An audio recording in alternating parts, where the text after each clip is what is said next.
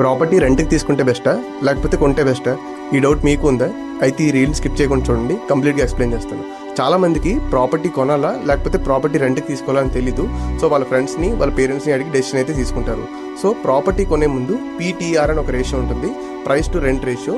ఈ రేషియోని కంపేర్ చేసుకొని మనం ప్రాపర్టీ కొంటే బెస్ట్. ఈ రేషియో ఏంటంటే మీ ప్రాపర్టీ ప్రైస్ని మీ యొక్క యాన్యువల్ రెంట్తో డివైడ్ చేయండి. సో ఈ యొక్క వాల్యూ 15 కంటే తక్కువ ఉంటే మీరు ప్రాపర్టీని డైరెక్ట్గా పర్చేస్ చేయొచ్చు instead of taking it for a rent.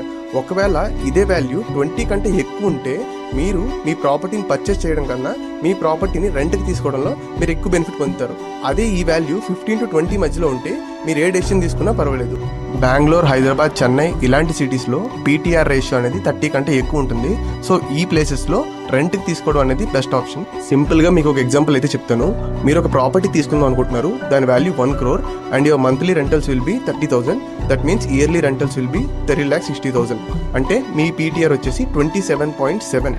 ఒకవేళ మీరు ఇదే ప్రాపర్టీని లోన్ తీసుకొని పర్చేస్ చేసి ఉంటే తక్కువలో తక్కువ 9% ఇంట్రెస్ట్ రేట్ అయి ఉంటే అండ్ టెన్యూర్ వచ్చేసి 20 years అయితే మీ మంత్లీ ఈఎంఐ వచ్చేసి 89,000.